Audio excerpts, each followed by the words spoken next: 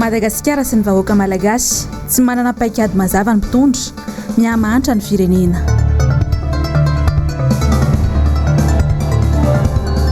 Kojakoja fampiasa ao an-tokantrano niakatra 10,000 ny vidiny entana any fotony.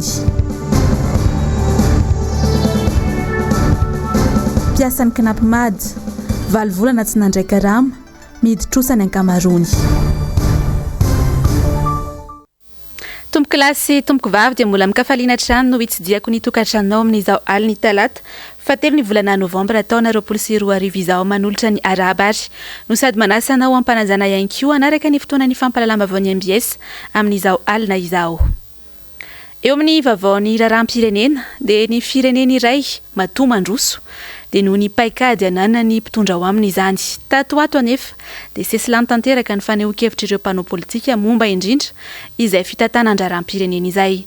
Germain Menjanahary sy Tahiry Niainary no mamintona amintsika ny andindinina izay ato anatin'ity fanadiadiana ity. Miezaka manome sary ny filoham-pirenena sy ny ekipany fa tena mandeha ny fiainam-pirenena ary miadam-pinaritra ny vahoaka malagasy. Ny tena zava-misy anefa mitotongana ny fiainam-bahoaka potika ny toe-karena ary mibalatsaky ny 3.9 ny arkarena fahoben'ny Madagasikara amin'izao fotoana izao izay sambany tao anatiny 80 taona raha toka niabo 7.2 ho an'ny taona 2024 talohany nandrobana ny fahefana tamin'izany ary 5.2 izany ho an'ny taona 2024 izay niakarana teo amin'ny fahefana. Manjaka loatra ny fitantanana tsy mangarahara sy ny ketrana trano, ny tsy fahafantarana ny lahara-pahamehana sy ny fanatsarana ny fiainam-bahoaka manampitrotraka ny gaboraraka. Aretina efa mihoatra ny forma grave izy ty. Aleoko tsy hositra ny chloroquine na vitaminisena ny covid organique. Fa ny firaisan-kinatsika mianakavy amin'ny farana manao an'izay. Ananatsika olombelona, erenan-kibolotany na erenan-dranomasina sy ny sisa. Ny tanitsika klasena amin'io le terre arable. Eto Madagasikara zany eto Antananarivo ny ainao amboly dia efa mandeha zay fa tsy miana sehatra io fambolena io. Aleo fotoanan'ity Madagasikara tia hoentsika mba rafitra ifanaraka amin'ny toe-tsaina sy ny soatoavina malagasa mitserana azy. Ny vahoaka sahirany ka tsy tena manana finiavana andinika sy amakafakafiry ny fikatsana tombontsoa manokana ataon'ny mpitondra any ka mahomby ny tompo maso sy ny paikady politika apetraky ny tompo-pahefana. Ahoana moa no ampandrosoantsika dratra-dratraina ny resaka décentralisation io sarotsarony kotsy hoe distribué raiky ny teny hoe any raha tsy hoan'anaty constitution izy raha ohatra tsy fampiara anaty loi de finance atsika raha tsy diso 0,87% du budget réservé no amin'ny décentralisation. Mampalay mihosy. Raha misy antoko politika nanao tsikera mahavaivay tamin'ireo mpitondra izay nifandimby teto amin'ny firenena dia ny antoko ny fitondrana amin'izao fotoana izao. Mahagaga anefa fa ireo zavatra efa nanankanana sy ny tsikerana teo aloha no ataony amin'izao fotoana izao. Izany ve no atao hoe fiovana? Fa tsikatra kosa tato ato izay fa mitotongana trano ny orinasa-panjakana eto Madagasikara raha tsy ilaza fotsiny sika fa sy ny JIRAMA sy ny Air Madagasikara ohatra. Nisy indrindra androany ny fanadihadiana nataon'ny mpanao gazetanay mahakasika izay. Germain Menjanahary sy Tahiry Niainatrany. Vao miresaka orinasa-panjakana dia tonga an-tsaina avy hatrany ny JIRAMA, ny Air Madagasikara, ny CNAPS, ny SIRAMA, ny SECREN ary ireo maro hafa. Mitovy aretina avokoa izy ireo dia ny fitsabahan'ny mpitondra politika amin'ny fitantanana ny orinasa eny fa ny anifakana volany ao anatiny mihitsy aza ny fanendrena ireo namanamana, ny fampidirana havana, namana, iray antoko politika ary ny kolokolo famarotana toerana ampidirana miasa na dia tsy manana fahalalana momba ny asakory aza. Anisan'ny fosotra ihany koa izay mitovy amin'ny fitantanana ny firenena ihany koa dia ny fivangongon'ny fahefana aty amin'ny Foibe Antananarivo. Isan'ny voakasika izany ny orinasa JIRAMA. Tsy mahagaga raha mikorosofana ireo sampandrarany JIRAMA manerana ny nosy ka miteraka voka-dratsy amin'ny mpanjifa izany indrindra fa ny olana ara-sosialy sy ara-barotra any an-toerana satria ny mpanjifa mandoa vidin-jiro sy ny rano nefa nitamberina amin'izany tsy hita fa delestage sy fatapahan-drano. Raha misy ny orinasa tsy maharaka ny tolotra noho ny tinady dia ny JIRAMA. Manodidina ny 1.1 isanjato ny vahoaka malagasy manana jiro sy rano ary mbola antapitrisany ny tsenam-barotra azon'ny JIRAMA trandrahana raha ny tarehimarika voaray farany. Ny JIRAMA anefa dia manjaka tokana amin'ny famatsiana jiro sy rano eto Madagasikara. Ny mpanjifa feno kanefa dia mbola mampikaikaika ny mpanjifa ny tolotra omena. Ny arahantsika nahita rahateo moa ny zavanisy teo anivony ity orinasa JIRAMA ity farany teo, ny momba ny tale generaly ny JIRAMA sy ny tale kabinetrany. Aiza no tsy horobaka ny orinasa mpanjakana, ny ameny paosy no mamaika ireo nomena fahefany. Ankoatr'izay dia isan'ny lokaloka goavana natao ny filohankehitriny ihany koa nandritry ny fampielezan-keviny ny anatsarana io orinasa JIRAMA io, indrindra fa ny famatsiana herinaratra eto an-drenivohitra. Inona nefa no zava-misy amin'izao?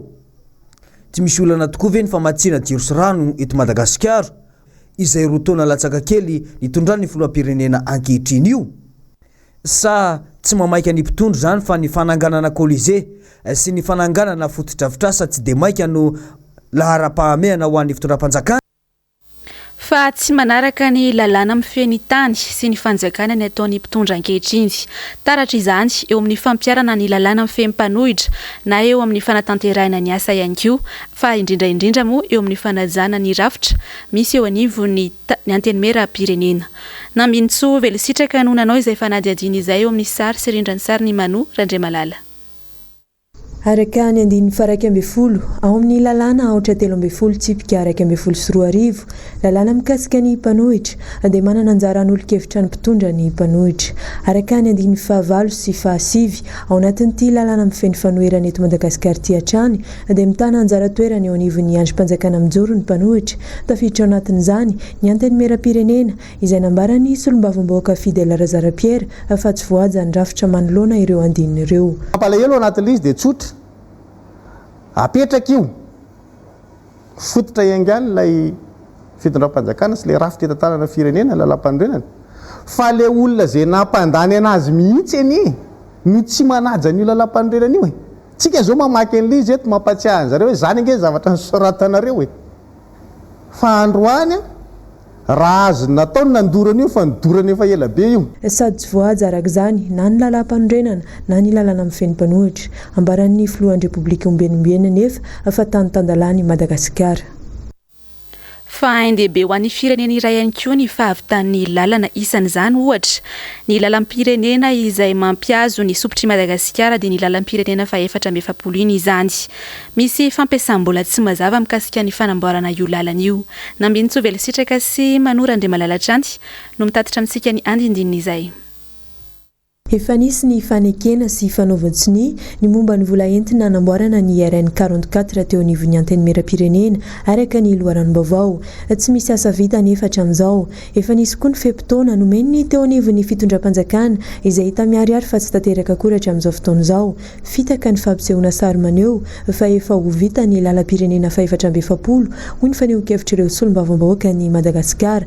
Mila atao mangarahara avokoa ny resaka famoaham-bola izay fanana ny vahoaka manokana fa tsy ny filosin'ny mpiaradia aminy no manapaka izany.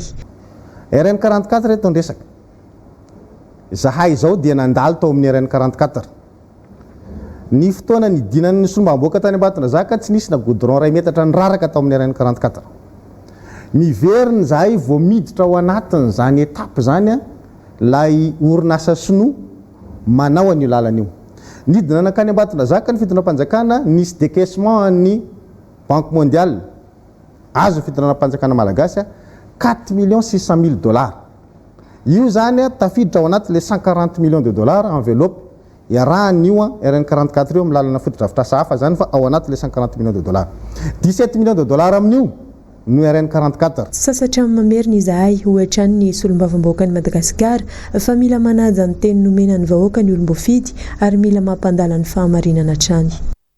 Fa mila manome fanazavana amin'ny vahoaka toy ny tatitra ataony vahoaka amin'ny toy ny tatitra atao amin'ny vahoaka ny filohan'ny Repoblika ny Madagasikara makasika indrindra ireny loharano sy ny poiran'ny varimora sy menaka no zaraina tamin'ny vahoaka malagasy ireny.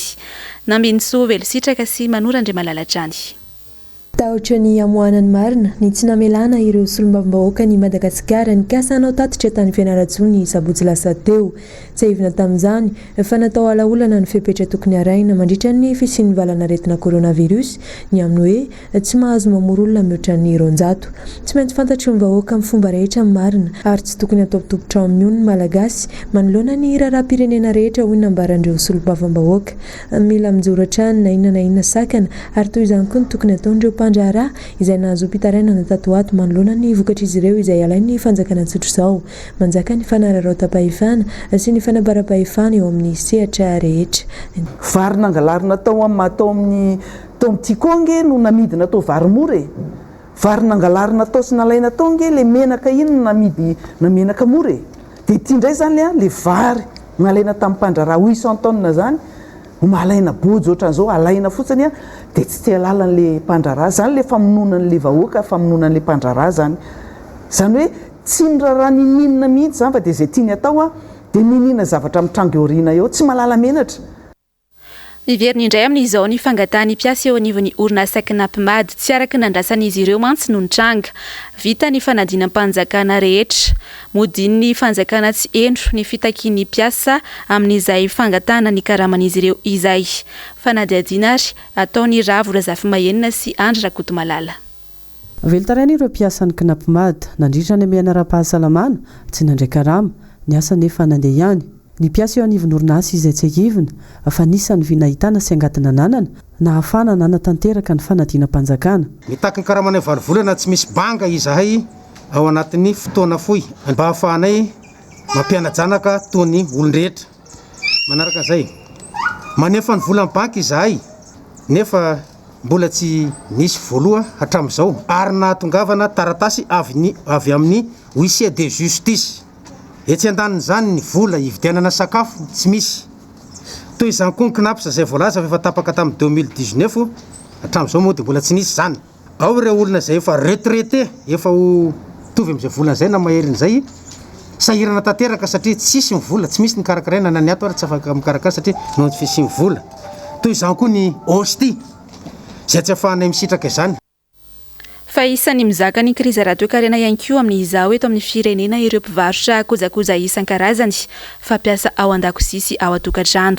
Fa tiantoka no iainan'izy ireo noho ny tsy fisian'ny tsena intsony vokatry ny fahasahiranan'ireo mpividy. Mialy Rary Nombana sy Mathieu Prince no nanao amintsika ny fanadihadiana.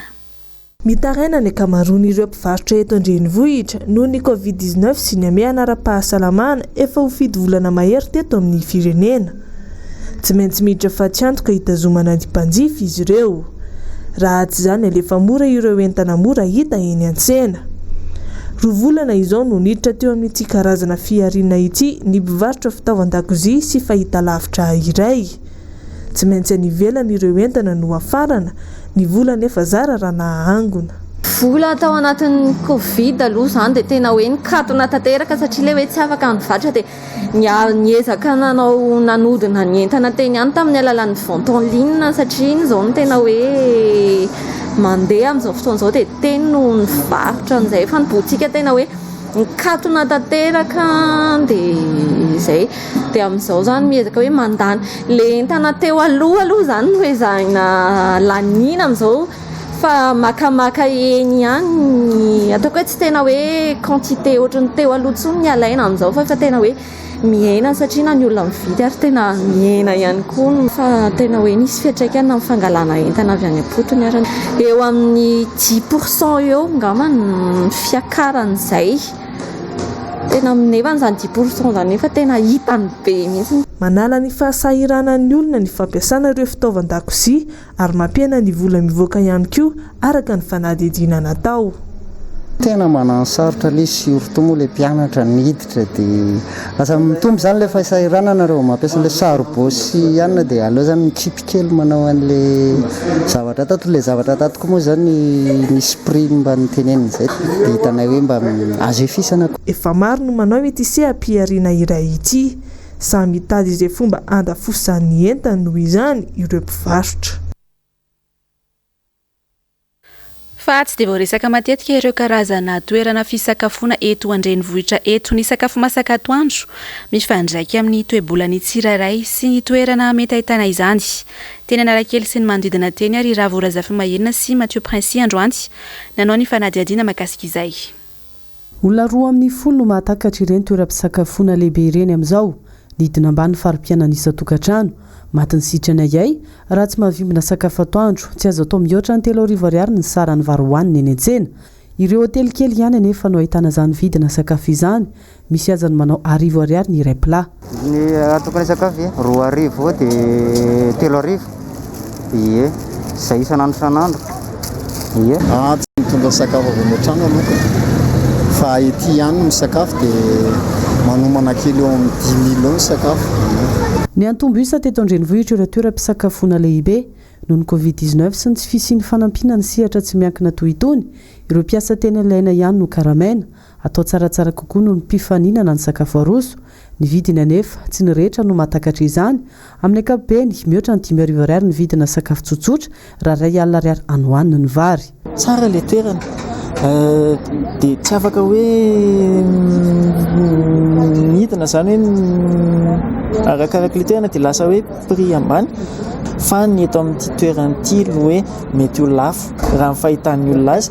Kanefa raha hoe ny tsara sakafo sy ny zavatra ambadika rehetrarehetra ny fahasalamana sy ny matière première ampiasaina samy laza izay hoe atonony tsara ny vidiny zany.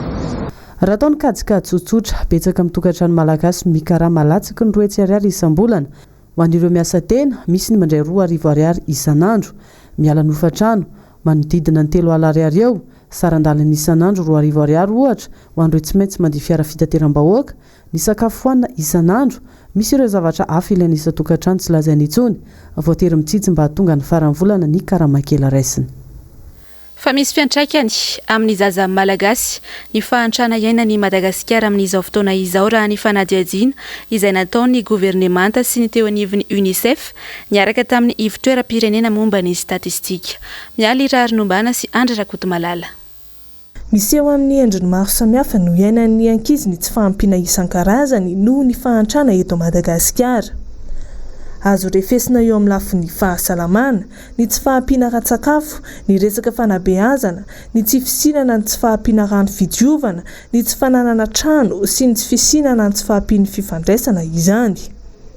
Azo sogadina ho mahantra amin'ny lafiny maro ny zaza iray raha toa ka mijaly amin'ny tsy fahampiana ara-materialy amin'ny lafiny 2 farafaharatsiny amin'ireo voatanisa ireo. Ankizy 2 amin'ny 3 no fantatra fa miaina ao anatin'izay fahantrana lalina izay araka ny fanadihadiana lalina nataon'ny fikambanana iraisam-pirenena miainy ankizy na ny UNICEF niaraka tamin'ireo mpiara-miombona antoka aminy. Ny fanadihadiana lalina no manambara fa mihoatra ny 2 apatelin'ny zaza malagasy izany hoe ny 7.1 isan-jato dia hiarany tsy fahampiana ara-materialy amin'ny lafiny 2 farafaharatsiny amin'ireo voatanisa ireo. Ny 3.7 isan-jato kosa no fantatra fa hiarany tsy fahampiana amin'ny lafiny 4 na mihoatra ny amin'ny tokony mahatsara ny olona iray amin'ireo voatanisa ireo. Avroeny ny tahan'ny fahantrana ny ambanivohitra izay mitotaly 7.0 isan-jato raha oharina amin'ny faritra an-tanan-dehibe izay mitotaly 3.0 isan-jato.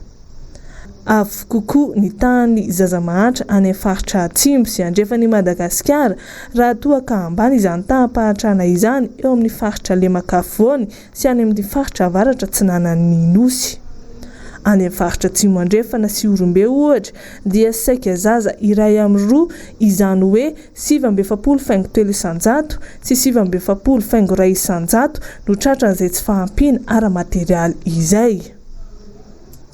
Tsara ho marihana fa noho ny krizy ara-pahasalamana vokatry ny Covid-19 dia ina hitombo ny fahantrana isan-tokantrano izay hipaka avy hatrany any amin'ireo ankizy. Raha hifaingo telo tapitrisa ireo zaza fanampiny hafa atahorana ho latsaka ao anatin'ny fahantrana mandra-pahatapitra ity taona ity araka ny fanadihadiana Savaranando nataon'ny teo anivon'ny UNICEF hatrany.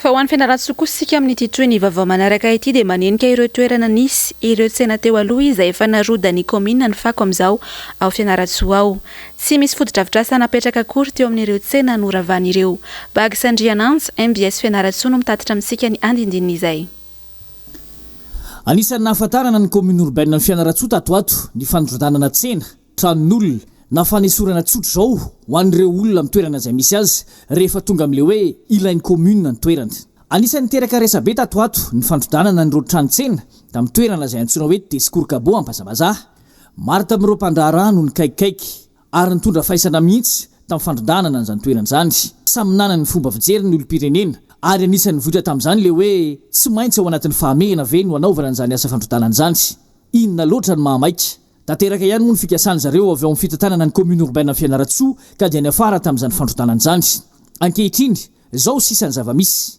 fako sisany miavosa eo amin'izany toerana lazaina fa ilain'ny commune urbaine ny fianaratsoa izany efa andro maromaro zay ny fandrodanana mbola tsy fantatra mazava hatreto hoe inona ny fotodravitrasa ho atao eto amin'ity toerana ity raha ny zava-misy mantsy dia mailaka siaingany ery ireo olom-bo fitisasantsasany eto amin'ny commune urbaine ny fianaratsoa na ato anatin'ny faritra oto matsiatra ny manaratsy an'ireo tsy mitovy fijery na tsy mitovy frehana politika aminy ary samy laza fa sakana ho an'ny fampandrosoana tokoa izany tsy fito fipijery izany ary misy hatramin'ny fanonona anarana mihitsy aza eny amin'ny aina manjery eny amin'ity zava-misy eto amin'ny descourcabo ity ny mampametra-pantaniana zao ve le fampandrosoana tia napetraka zao ve ny fivoarana izay dradradradraina fa tsy afa-miemotra amin'ny fandrosoana sy ny fivoarana intsony fianaratsoa atreto aloha mbola ny faky be miavosa no hita eto amin'ity toeranyity indray tsy tokony mbola ho adinany koa fa mbola miady amin'ilay fahavalo tsy hita maso tsika rehetra eny natapitra aza ny fahamehana ara-pahasalamana dia tokony mbola hitoetrany ny fitandremana mafy amin'ny fiarovana ny tena tsy ho azy ny valanaretina coronavirus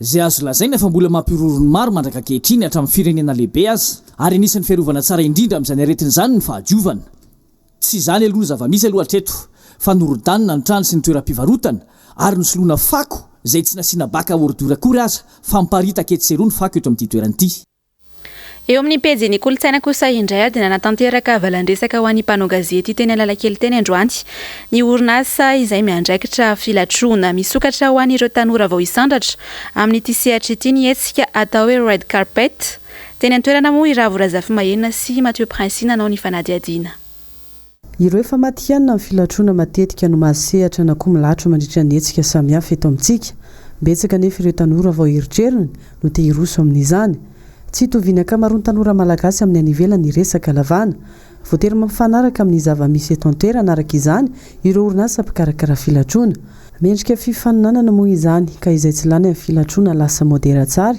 mandritra ny hetsika red carpet ny ahatonga ny ankizy olatra matianina amin'ny resaka filatroana sy ny fakana sary dia afaka milatro foana naiza alehany zany satria misy critère le izy plus de 1m70 ny lehilahy dia plus de 1m65 ny vehivavy ny modely an-tsary dia rehefa à l'aise fotsiny izy devant l'objectif dia efa mety foana zany izy io zany fenitra raha ny tena international tokony mbola plus de 1m80 fa zany hoe tsika malagasy dia somary fohifohy daholo ny akabetsahantsika dia izay na tonga ny hoe plus de 1m70 miaramiasa amina styliste maromaro zany dia izy io tsy voatery hoe efa pilatro efa ivelany foana no atsony izy ireny fa raha iry zareo to miaramiasa aminay styliste amin'ity red carpet ity dia zany hoe mandritry ny événement anay ny mannequin anay mifaninana ato zany no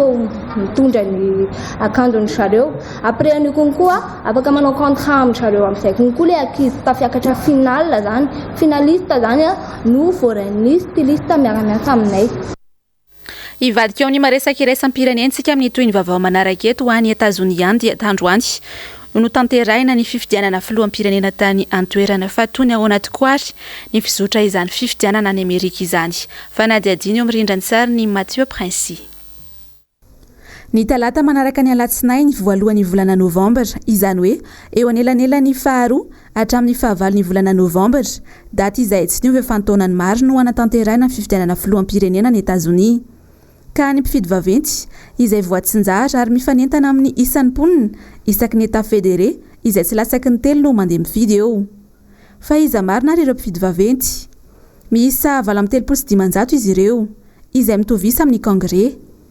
5 ny representant izay mitovy amin'ny solomavambahoaka ary sénatera 100 miampy mpifidy vaventy 3 ao amin'ny distrikany Columbia ao Washington DC ka ny fifidianana androany izany dia ireo Amerikanina 530 tapitrisa mpifidy amin'ny mponina 530 tapitrisa no mandeha mifidy izay mpifidy vaventy. Any États-Unis misy izany hoe fifidianana azo alefa positra izany ka azo atao alohan'ny datim-pifidianana araka izany ny fifidianana na ilay antsoina ihany koa hoe vote anticipé. Toy ny ahoana ary ny fifidianana ireo mpifidy vaventy. Ny talata aoriany alatsinainy voalohan'ny volana novambra toy izao no tanterahina indray mandeha avokoa ny fitsapakevim-bahoaka ny an-toerana toy ny ben'ny tanàna, ny lehiben'ny polisy ary ny governoura. Io ilay antsoina hoe election day.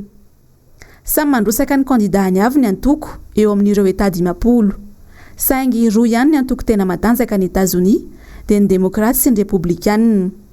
Izay mahazo ny salanisa 50% miampy iray no avy dia mahazo ny isa rehetra ho an'ny mpifidy vaventy na ilay antsoina ihany koa winner takes all.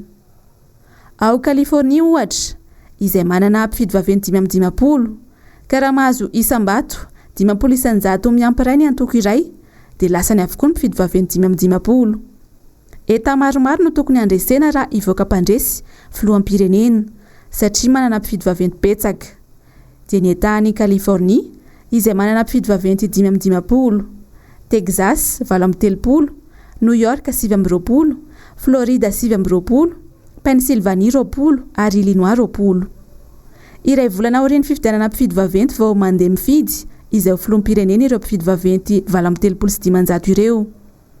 Ny 20 janoary no mandray ny asany izay filoham-pirenena lany eo raha toka filoha vaovao, raha toka kosa filoham-perinasa dia mitohy hatrany ny asany. Eo amin'izay vaovao any États-Unis izay atrandy dia toy ny noravahana azo avokoa ireo varavarana ny trano sy tsena tao Washington nanomboka andrano izany hoe nofefeny mpivarotra avokoa ny tsenan'izy ireo. Feno tahotra mantsy ny mponina ny an-toerana manoloana izay mety ho fiantraika ny valim-pifidianana nandraisan'ireo olom-pirenena Amerikana 30 tapitrisa androany. Nambinsoa velositraka no manao ny fanadihadiana eo mirindran-tsary ny Manora Andriamalala. Nandray fepetra entitra ireo mpivarotra sy tompon-tsena rehetra manamorona ny araben'ny Washington androany.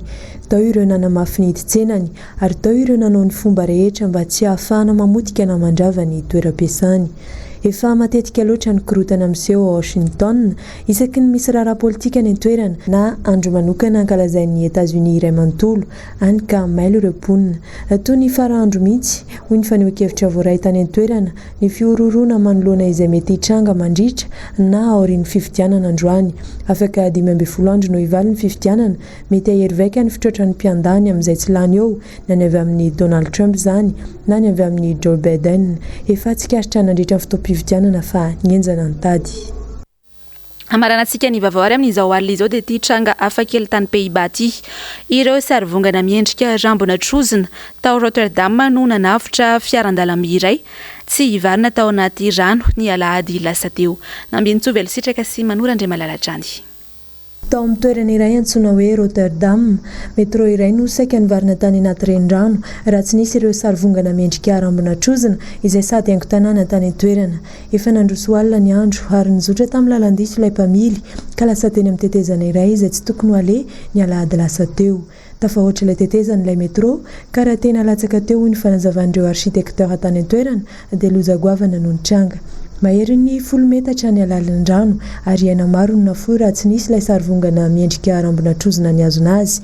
Mbola eo am-pitadiavana vahaolana ny ampidinana ilay fiaran-dalamby ireo tompon'andraikitra eo anivon'ny mpamonjy vonany an-toerana hatramin'izao ho sarotra ny raharaha ny fanehoan-kevitra izy ireo. Dia iny vaovao hafakely tany Pays-Bas iny ihany koa no entiko mamarana tanteraka ny fotoana ny vaovao tamin'izao alina izao. Mankasitraka anao nanaraka izany hatramin'ny farany. Mankasitraka ihany koa ny ekipa ny MBS Ray manontolo ny arana natontosa izao vaovao izao. Mametraka ny veloma mandrapitafary ho amin'ny manaraka indray tompoko.